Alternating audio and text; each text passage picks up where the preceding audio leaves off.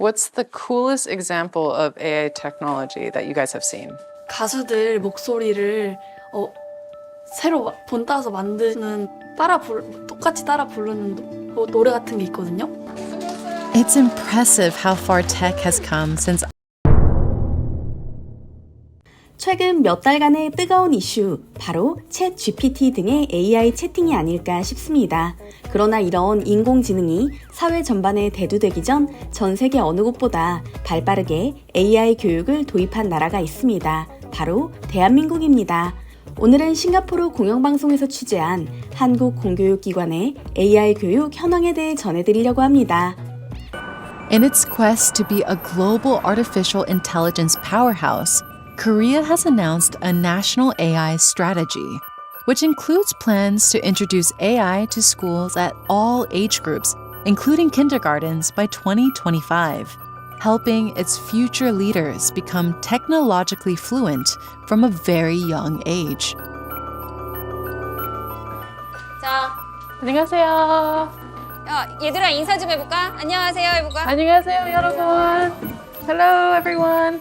어머, 왜 긴장을 하고 그래? 목소리가 이렇게 작아지니? They're nervous. 1, 2, 3, I'm dropping into a class at Manuel Middle School to see how an abstract concept like AI is made tangible to young children. 우리가 할 주제는요. 오늘부터 할 주제는 인공지능을 활용한 문제 해결이 되겠습니다. 그래서 그런 실습을 한번 해보도록 하겠습니다. 알겠죠?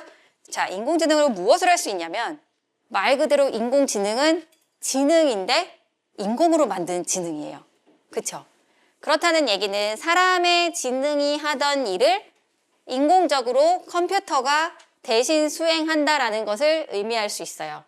컴퓨터가 스스로 학습하지 못했어요. 그냥 사람이 시키는 것만 했었죠.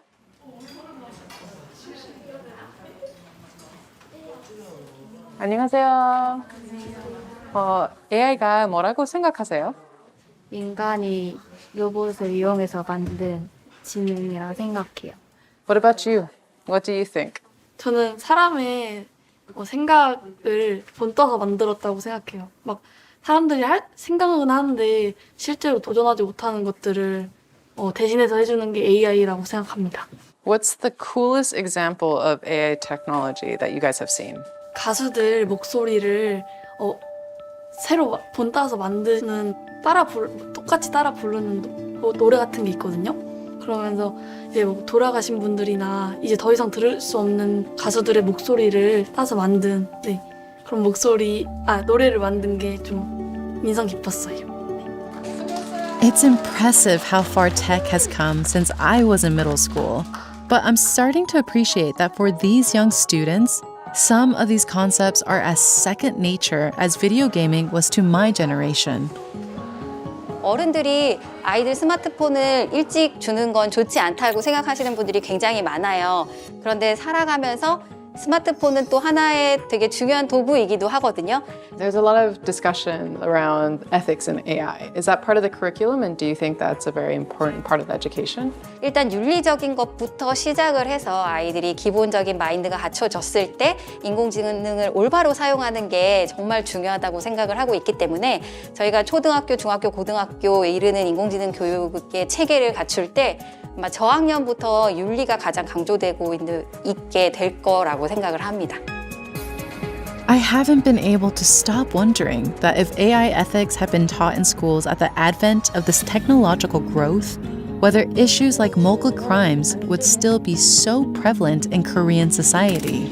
I'm in South Korea to investigate how its rampant technological advancement is impacting the people and culture here. In the past, recognizing it had no natural resources of its own, Korea propelled its economic advancement through a visionary investment in technology and mobilizing human labor. Now it's looking ahead to the future as technology itself has become Korea's natural resource. I want to gain a deeper insight to Korea's sociological relationship with technology, and I'm hoping my meeting with Professor Andrew Ungi Kim will help. Korea's total GDP last year was nearly $1.6 trillion.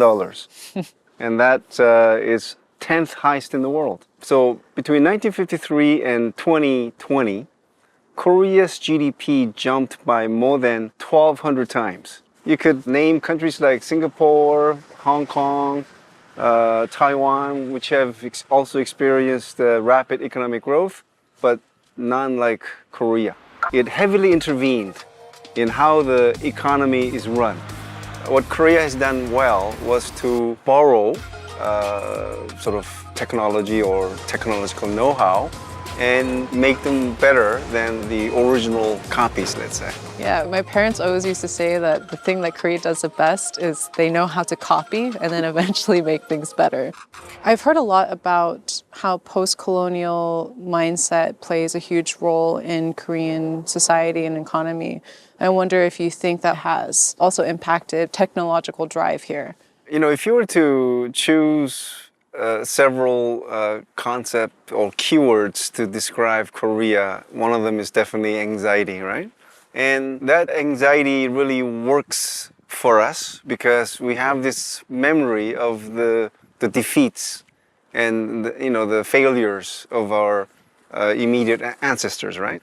So we went through the Japanese colonial rule. We also had a devastating Korean War. So this anxiety is not something that's not going to lessen, I don't think. You could call it economic nationalism, but it's something that really sort of makes us stay hungry and sort of strive for more. It's perhaps this anxiety and hunger to excel that's led to Korea being voted top of Bloomberg's most innovative economies for 6 years in a row. Companies that may have once copied other manufacturers are now pioneers in their own right. In fact, Samsung, which remains the pride of Korea, is now the second largest tech company in the world after Apple. Korea's economic growth remains digitally delivered. The big question that I'm trying to get at and trying to understand is, why do you think technology is so important to Korean identity? That comes from I think Koreans' propensity for what is called conspicuous consumerism, which means that you buy expensive stuff to show off that you have a lot of money, right? And if it ends there, it's fine. But we also have this phenomenon called conformative consumerism, where if a friend has it, you sort of try to do the same, even though you cannot afford it. Right. If Samsung or Apple wants to try out something new, they would try the Korean market first because we have these consumption patterns. So again, this is maybe a universal phenomenon, but it definitely happens more intensely in Korea. 글로벌 기업으로 거듭난 삼성과 미국의 애플마저도 신규 시장을 공략할 때 한국을 대상으로 한다는 말이 참 인상적인데요. 오늘 영상 재밌게 보셨나요? 한국의 기술 발전에 대해 집중적으로 조망한 영상이 마음에 드신다면 좋아요와 구독 부탁드립니다. 항상 함께 해주시는 구독자, 시청자 여러분 깊이 감사드립니다.